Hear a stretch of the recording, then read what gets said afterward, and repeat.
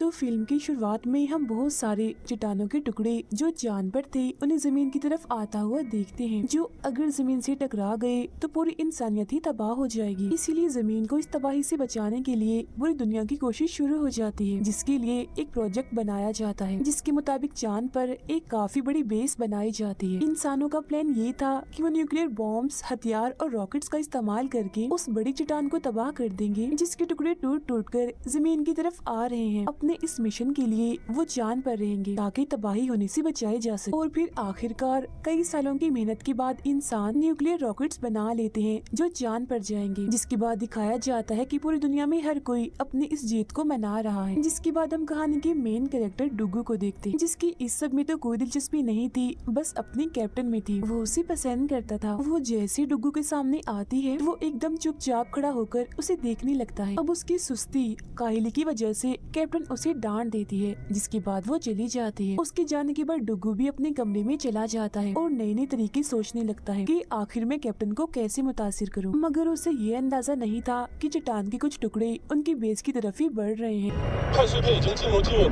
और उन लोगों के पास यहाँ बेस से निकलने का टाइम 30 मिनट से भी कम था। कैप्टन को फिर जैसे ही इस बात का पता चलता है तो वो सभी को ये जगह छोड़ने का कहती है, जिसके बाद सभी लोग वहाँ से भागने लगते हैं सिवाय डुगू के, क्योंकि वो तो अपने ख्यालों में खोया हुआ था। कुछ ही देर में सभी वर्कर्स बेस को छोड़कर रॉकेट्स की तरफ जाने लगते हैं, जिनमें बैठकर वो चांद से दूर जाने वाले थे। उधर जब डुगू स्क्रीन पर वार्निंग यानी चेतावनी का मैसेज देखता है तो समझ जाता है कि जरूर कोई गड़बड़ है। साथ ही वहाँ भगदड़ भी मची हुई थी, इसलिए सारी सूरत-ए-हाल समझते ही वो भी वहाँ से बाहर भागने लगता है ताकि अपने साथियों तक पहुँच सके। लेकिन वो देखता है कि सारे रॉकेट्स तो पहले ही उड़ गए हैं सिवाय एक के, जिसकी पायलट उनकी वो कैप्टन ही थी। तब डुगू गाड़ी काफी तेज चलाकर उस रॉकेट की तरफ जाने लगता है, जहाँ वो एक काफी बड़ी चोटी पर से होता हुआ हवा में उड़ने लगता है, लेकिन वो उसे पार नहीं कर पाता और एक जगह से टकरा जाता है। अब क्योंकि चट्टानों के टुकड़े काफी तेजी से उनकी तरफ बढ़ रहे थे, इसीलिए कैप्टन भी अपना रॉकेट उड़ाने पर मजबूर हो जाती है। और फिर जब डुगू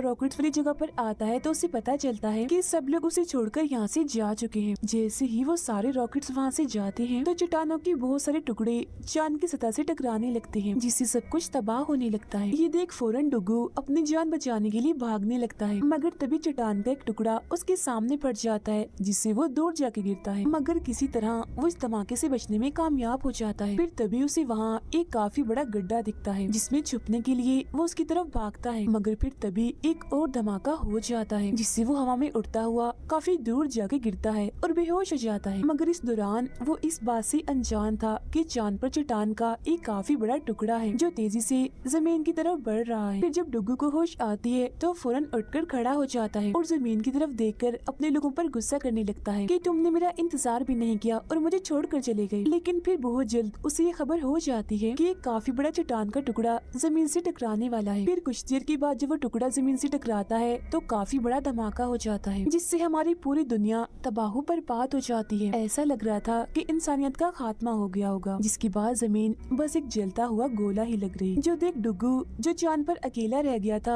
एकदम मायूस और नाउमीद हो जाता है। इसीलिए अब उसके पास वापस बेस में जाने के अलावा और कोई रास्ता नहीं होता। बेस में जाकर वो हर तरफ राब्ता करने की कोशिश करता है, मगर कहीं से भी उसे कोई जवाब नहीं आता, जिससे उसे एहसास हो जाता है कि वो बस अकेला ही इस दुनिया में रह गया है। जो सोच उसका दुख और बढ़ जाता है। साथ ही वो अपने मरने वाले साथियों को भी याद करने लगता है। अब यहाँ उसके पास इतना खाना था कि कम से कम उसकी मौत तक उसके लिए काफी था। जिसके बाद वो दोबारा से अपने ख्यालों की दुनिया में चला जाता है और सीधा जाता है कैप्टन के कमरे में, जहाँ उसे थोड़ा बहुत हौसला मिलता है। इसीलिए वो अपनी शेव करके अपने ख्याली दोस्त यानी कैप्टन के साथ खाना खाने लगता है। लेकिन इस दौरान उसे इस बात का पता नहीं होता कि जमीन पर किसी जगह कुछ लोग तबाही से बचने में कामयाब हो गए थे, मतलब वो जिंदा बच गए थे, जो स्क्रीन पर डुगू की ये उल्टी सीधी हरकतें देखकर परेशान हो रहे थे, जिनमें प्रेसिडेंट भी शामिल था, जो कैप्टन से कहता है कि तुम डुगू की खबर हर जगह फैला दो ताकि वो लोग जो जिंदा है जिन्हें मुश्किलात का सामना करना पड़ रहा है उनमें एक उम्मीद पैदा हो।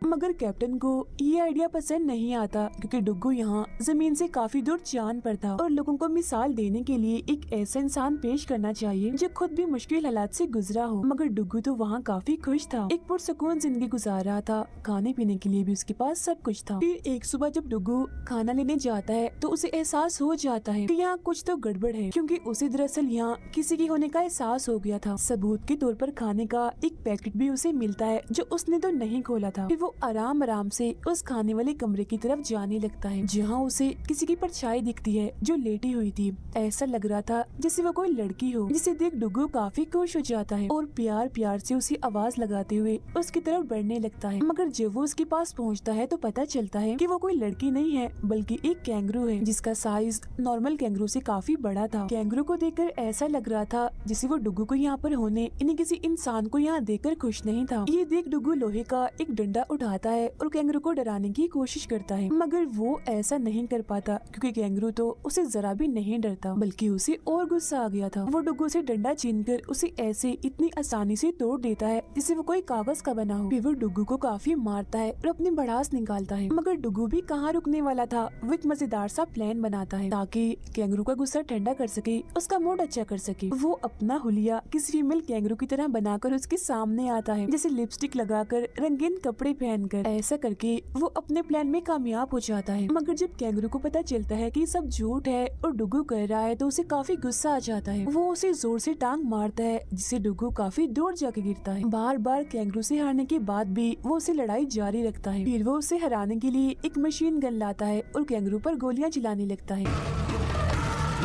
वो गोलियां छोटी छोटी प्लास्टिक की बॉल्स थी जो कैंगरू को लगते ही उसे वहाँ से भागने पर मजबूर कर देती है। वो वहाँ से भागता तो है मगर काफी तबाही भी मचा चुका था। लेकिन सूरत हाल तब बदल जाती है जब कैंगरू दोबारा लड़ाई के लिए तैयार हो जाता है। वो डुग्गू को ऐसे फंसाता है कि उसके पास भागने का कोई रास्ता ही नहीं होता। जो देख डुग्गू कैंगरू को थप्पड़ मार देता है जिस पर कैंगरू जवाबी हमला करता है और एक बार फिर उसे जोर से टांग मारता है जिससे वो दूर जाके गिरता है। इस वजह से डुग्गू को काफी गुस्सा आ गया था। वो अब उठता है और अपनी गन उठाकर कैंगरू पर हमला करने वाला होता है, मगर इससे पहले ही कैंगरू उसे पकड़कर उसके मुंह पर थप्पड़ मार देता है, जिसके बाद भी वो उसकी जान नहीं छोड़ता और काफी मारता है जिससे दोनों नीचे गिर जाते हैं, मगर दोनों को ही ज्यादा चोट नहीं आती। तभी डुग्गू एक चीज देखकर काफी हैरान रह जाता है कि जमीन पर जो सिग्नल्स उसने भेजे थे उसका जवाब आ रहा है, जो देख उसे उम्मीद मिलती है कि शायद जमीन पर इंसान अभी भी जिंदा है जो उस तबाही में बच गए थे। मगर वो इस बात से अनजान था कि ये सिग्नल जमीन से नहीं बल्कि कैंगरू की डिवाइस पर दुम लगने की वजह से आया है, क्योंकि उसे कोई भी अभी बचाने आने वाला नहीं था। वो लोग उसके लिए अभी स्पेसशिप नहीं भेज सकते थे। मगर इस सब से अनजान डुग्गू काफी खुश था, पुरुम्मीद था और कैंगरू को भी वो ये दिखाता है कि बहुत जल्द हम अपनी जमीन पर वापस चले जाएंगे। लेकिन कैंगरू तो एक बार फिर उसे थप्पड़ मारकर नीचे गिरा देता है। अब डुग्गू को यहाँ चांद पर रहते रहते 200 दिन हो गए थे, जहाँ उसने कैंगरू के साथ प्यार से रहना भी सीख लिया था। साथ ही ये प्लान भी बना लिया था कि वो कैसे यहाँ से वापस जा सकता है। फिर वो कैंगरू के साथ बेस से निकलता है और रास्ते में उसे बताता है कि एक स्पेसशिप अभी भी चांद पर मौजूद है जिसका इस्तेमाल करके हम यहाँ से निकलेंगे और अभी हम उसी के पास ही जा रहे हैं। बहुत जल्द ये स्पेसशिप के पास पहुँच जाते हैं और कैसे भी करके उसे लाने में कामयाब हो जाते हैं। डुग्गू फिर उसे ठीक करने में लग जाता है, उसके टूटे हुए सारे हिस्सों को बदलने लगता है। लेकिन फिर उसे एक बड़ी मुश्किल का पता चलता है, जो ये थी कि वो स्पेसशिप सिर्फ 20 पाउंड का वजन ही बर्दाश्त कर सकता था। इसीलिए स्पेसशिप को चलाने के लिए उन्हें अलग सिस्टम की जरूरत थी। तब डुग्गू को याद आता है कि न्यूक्लियर सिस्टम अभी भी चांद पर मौजूद है, जो इन्हें चाहिए था ताकि वो उसका सिस्टम और पेट्रोल हासिल कर सके। इसीलिए वो दोनों बाहर आकर दूसरी साइड पर बनी रिसर्च बिल्डिंग की तरफ जाने लगते हैं, जहाँ वो पूरा न्यूक्लियर सिस्टम मौजूद था। जमीन पर मौजूद लोग भी डुग्गू का न्यूक्लियर सिस्टम वाला प्लान देख पा रहे थे, मगर वो नहीं चाहते थे कि वो ऐसा करे। तभी हमें पता चलता है कि डुग्गू की गाड़ी सिर्फ सूरज की रोशनी से ही चल सकती थी, मगर सूरज की रोशनी सिर्फ 14 दिन तक ही चांद पर रहती थी और ये वही दिन थे जब सूरज चांद पर मौजूद था, इसीलिए तो उसकी गाड़ी चल पा रही थी। मगर सूरज अब सिर्फ इतने वक्त के लिए ही वहाँ था कि उसकी गाड़ी बस 6 किलोमीटर ही चल सकती थी, मगर क्योंकि वो रिसर्च बिल्डिंग 8 किलोमीटर दूर थी तो रास्ते में डुग्गू फंस भी सकता था और सर्दी सर्दी की वजह से उसकी मौत भी हो सकती थी, इसीलिए वो बड़ी तेजी से उस तरफ जा रहा था। ऐसा लग रहा था जैसे वो सूरज के साथ रेस लगा रहा हो, मुकाबला कर रहा हो। और इस सब के दौरान वो सिर्फ 4 घंटे ही सोता था, जहाँ कैंगरू उसे टाइम पर जगाने में उसकी मदद करता था। मगर इस मुश्किलात की वजह से वो अक्सर ख्यालों की दुनिया में पहुँच जाया करता था। ऐसे एक दिन जब कैंगरू उसे ख्यालों से बाहर निकालता है तो वो चिल्लाता हुआ अपने ख्याल से बाहर आता है। देखता है कि हकीकत जो उसके सामने है वो तो ख्याल से भी ज्यादा डरावनी है, क्योंकि वो एक खाई में गिरते पड़ते सतह पर आते हैं और फिर आखिरकार कई दिनों का खतरनाक सफर तय करने के बाद उस रिसर्च बिल्डिंग में पहुंच जाते हैं, यानी जहाँ न्यूक्लियर हथियार और सिस्टम मौजूद था। वो दोनों जल्दी से बिल्डिंग के अंदर जाकर बड़े ध्यान से आगे बढ़ते हैं। जल्द ही डुगू को वो न्यूक्लियर बॉम्ब मिल जाता है, जिसे वो नीचे उतारता है क्योंकि वो ऊपर लटका था। मगर तभी यहाँ कैंगरू को शैतानी सोचती है। वो कंट्रोल बटन को जोर जोर से दबाने लगता है, जिससे वो न्यूक्लियर बॉम्ब काफी तेजी से हिलने लगता है। इस बात से गुस्सा होकर डुगू उसे वैन में बंद कर देता है। फिर वो न्यूक्लियर सिस्टम और बॉम्ब लेकर वापस बेस की तरफ आने लगते हैं, जहाँ इस बीच उसे ये भी ख्याल नहीं रहता कि वैन उसकी गाड़ी से अलग हो गई है, जिसमें उसने कैंगरू को बंद किया था। फिर कुछ दूर जाने पर वो आराम करने के लिए एक जगह गाड़ी रोक देता है और अपने कैंगरू दोस्त को चेक करने के लिए बाहर आता है, मगर देखता है कि वैन तो उसकी गाड़ी के साथ है ही नहीं। और वो चाह तो रहा था अपने दोस्त को वापस लाने का, मगर सूरज डूबने की वजह से वो ऐसा नहीं कर पाता और उसे ये कठिन फैसला लेना ही पड़ता है कि वो उसे ढूंढे बगैर अकेला ही आगे बढ़ेगा। मगर फिर उसे ख्याल आता है कि वो मेरा दोस्त है, मैं उसे मरने के लिए नहीं छोड़ सकता। इसीलिए वो अपनी गाड़ी घुमाता है और बगैर अपने जान की परवाह किए अपने दोस्त के पास जाने लगता है और आखिरकार वो उस तक पहुंच ही जाता है। वो जैसे ही दरवाजा खोलता है तो कैंगरू उसके गले लग जाता है और प्यार में उसे चाटने लगता है, जिसके बाद बेस की तरफ दोबारा से वो अपना सफर शुरू करते हैं और कोशिश भी कर रहे थे कि उन्हें नींद ना आए। मगर सूरज मुसलसल उनसे दूर जा रहा था, उसे अपनी आंखों से वो डूबता हुआ देख रहे थे, जिससे जाहिर है इनके जिंदा रहने की चांसेस भी खत्म हो रहे थे। तब कैंगरू मायूस होकर डुगू की तरफ देखने लगता है। तब डुगू अपना दिमाग लगाता है। वो सूरज की रोशनी जो महफूज की हुई थी उसे बचाने के लिए हीट बंद कर देता है, मगर उसका ये प्लान कामयाब नहीं हो पाता क्योंकि रास्ते में ही उनकी गाड़ी रुक जाती है। मुसीबत उनके लिए बढ़ती ही जा रही थी क्योंकि अभी भी वो अपनी बेस से काफी दूर थे। सांस लेने के लिए भी उनके टैंक्स में अब सिर्फ 3 घंटों की ऑक्सीजन बाकी थी। तब मायूस होकर डुगू बाहर आ जाता है क्योंकि अब उसकी मौत भी करीब थी। मगर फिर जब वो बाहर बैठा था तो कैंगरू को देखकर उसे ख्याल आता है। वो अपनी गाड़ी के दरवाजे तोड़कर औजारों का इस्तेमाल करता है और एक स्लेड बनाता है, जिसे अक्सर बर्फ में खींचने के लिए भी इस्तेमाल किया जाता है। डुगू उसकी रस्सी कैंगरू के साथ बांधकर खुद स्लेड पर चढ़ जाता है। फिर कैंगरू तेजी से भागता हुआ आगे बढ़ रहा था और ये लोग भी अपनी मंजिल अपनी बेस की तरफ तेजी से बढ़ रहे थे। लेकिन तभी उनके सामने एक काफी बड़ी खाई आ जाती है। तब डुगू कैंगरू को बगैर डरे छलांग लगाने का कहता है, जिसके बाद दोनों जल्दी हवा में उड़ने लगते हैं। जिस दौरान डुगू अपने गैस टैंक को खोल देता है और किसी हीरो की तरह हवा में वो और ऊपर उड़ने लगते हैं और आखिरकार उस खाई को पार कर लेते हैं। जिसके बाद वो दोनों न्यूक्लियर बॉम्ब और सिस्टम को बेस तक लाने में कामयाब हो जाते हैं। वो इस वजह से खुश हो रहा था, मगर उसे इस बात का पता नहीं था कि एक और चट्टान का टुकड़ा उनकी तरफ ही बढ़ रहा है। फिर जब वो रॉकेट को चलाने का सोचता है तो देखता है कि जमीन पर से दोबारा सिग्नल्स आ रहे हैं, जो देख उसकी खुशी का तो कोई ठिकाना ही नहीं रहता। लेकिन जब वो कैंगरू को सिस्टम की तारों के साथ खेलता हुआ देखता है तो उसे पता चलता है कि सिग्नल्स असली नहीं है बल्कि झूठे हैं और जो पहले वाले थे वो भी कैंगरू की दम की वजह से पैदा हुए थे। जो देख वो काफी दुखी और मायूस हो गया था क्योंकि उसे यही लगने लगता है कि इस दुनिया में मेरे अलावा और कोई जिंदा नहीं है। मैं इकलौता ऐसा इंसान हूँ जो जिंदा हूँ। अब डुगू के चेहरे पर ये मायूसी जमीन पर मौजूद सब लोग भी देख लेते हैं और फैसला करते हैं कि हम डुगू को ये बताएंगे कि वो अकेला नहीं है बल्कि हम भी हैं। इसीलिए सब लोग एक जगह इकट्ठा होकर अपनी अपनी लाइट्स का रुख चांद की तरफ कर देते हैं। फिर जब डुगू ये नजारा देखता है तो उसे अपनी आंखों पर यकीन ही नहीं आता कि इंसान तो सच में जिंदा है। जो देख वो जज्बाती होकर रोने लगता है। वो अपने सिस्टम को ठीक करता है, जिससे अब वो जमीन पर अपने साथियों और दोस्तों को देख पा रहा था, जिनमें उनकी कैप्टन भी शामिल थी जिसे वो पसंद करता था। इसके बाद सब लोग मिलकर काम करने लगते हैं ताकि वो स्पेसशिप को दोबारा से बना सके और डुगू को वापस ला सके, जहाँ बहुत जल्द वो अपने इस प्लान में कामयाब हो भी जाते हैं। इन स्पेसशिप वो बना लेते हैं। उधर वो दोनों भी जमीन पर जाने के लिए तैयार थे। वो यहाँ से निकलने की तैयारी करते हैं, मगर उन्हें पता नहीं था कि चट्टान का एक और टुकड़ा जमीन की तरफ बढ़ रहा है। पर इसके बाद डुगू अपने रॉकेट रॉकेट की तरफ बढ़ता है, जो देख सभी लोग काफी खुश हो जाते हैं और जश्न मनाने लगते हैं। इसी दौरान डुगू अपने रॉकेट को उस स्पेसशिप के साथ जोड़ने में भी कामयाब हो जाता है जो जमीन वालों ने भेजा था। मगर जैसे ही वो उसे उड़ाने लगता है तो कैप्टन को एक बुरी खबर मिलती है कि एक दूसरा चट्टान का टुकड़ा जमीन की तरफ बढ़ रहा है, क्योंकि वो जो बड़ी चट्टान थी ये उसका काफी बड़ा हिस्सा था जो उससे अलग हो गया था और जमीन की तरफ बढ़ रहा था। ये जानकर लोगों को एहसास होता है कि इस वक्त अगर कोई हमें बचा सकता है तो वो डुगू है, क्योंकि उसके पास न्यूक्लियर बॉम्ब मौजूद है। मगर इसका मतलब डुगू की मौत थी, क्योंकि जमीन वालों को बचाने के लिए उसे खुद की कुर्बानी देनी पड़नी। इस मिशन के बारे में जब कैप्टन डुगू को बताती है तो फौरन ही मान जाता है, ये जानते हुए भी कि मुझे खुद को कुर्बान करना है। डुगू फिर एक छोटी स्पेसशिप में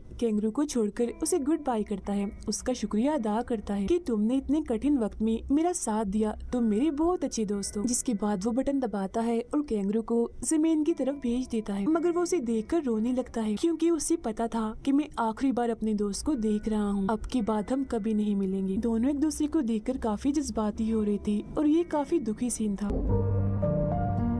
मगर क्योंकि दुनिया को बचाने का सबसे बड़ा मिशन उसने पूरा करना था, इसीलिए वो चट्टान की तरफ बढ़ने लगता है जो इस सारी मुसीबत की जड़ थी। मगर तभी वो चट्टान के छोटे छोटे टुकड़ों के तूफान में फंस जाता है और कैसे भी करके उनके बीच से गुजरने लगता है और बच बचकर आगे बढ़ रहा था। मगर तभी चट्टान का एक टुकड़ा उसकी शिप से आके टकरा जाता है, जिससे वो बेकाबू हो जाता है। वो कंट्रोल से बाहर होता जा रहा था, जिसे डुगू कंट्रोल में करने की कोशिश भी कर रहा था। वो एक दरवाजा तोड़ देता है, जिससे थोड़ा बहुत शिप कंट्रोल में आ गया था। जब वो शिप को चेक करने जाता है तो पता चलता है कि इंजन पूरी तरह से तबाह हो चुका है। तो अब डुगू ये फैसला करता है कि मैं ऐसे ही न्यूक्लियर बॉम्ब को उस चट्टान तक ले जाऊंगा, मतलब कि खींचकर, जिसका मतलब साफ था कुर्बानी, मौत। मगर क्योंकि उसने दुनिया को बचाना था तो अपनी जान की परवाह किए बगैर वो बाहर आता है। बॉम्ब को धकेलता हुआ उस बड़ी चट्टान की तरफ बढ़ने लगता है। बगैर किसी डर खौफ के वो लगातार आगे बढ़ते ही जा रहा था, जिस दौरान उसके सूट का भी बुरा हाल हो गया था और अब आखिरकार वो उस चट्टान तक पहुँच ही जाता है। अपने आखिरी वक्त में भी वो कैप्टन के बारे में ही सोच रहा था, जिसकी फौरन ही बाद डुगू समेत वहाँ एक काफी बड़ा धमाका होता है और वो चट्टान पूरी तरह से तबाह बर्बाद हो जाती है, जिससे जाहिर है डुगू की भी मौत हो जाती है। इसके बाद हम देखते हैं कि जमीन के सारे लोग बाहर आकर आसमान की तरफ देखने लगते और डुगू के हौसले और कुर्बानी को याद करके उसकी तारीफ करने लगते हैं। वो उसे हीरो कह रहे थे क्योंकि उसने खुद को कुर्बान करके इंसानियत को बचा लिया था। फिर कई सालों के बाद इंसान जमीन को पहले की तरह ही आबाद कर लेते हैं, जहाँ कैंगरू को भी साफ सुथरे माहौल में अपना घर दोबारा मिल जाता है। कैप्टन और उनकी टीम को भी दोबारा चांद पर भेजा जा रहा था ताकि जमीन की हिफाजत करने के लिए वो अपना काम जारी रख सके। और इसी के साथ ही कहानी इधर ही खत्म हो जाती है।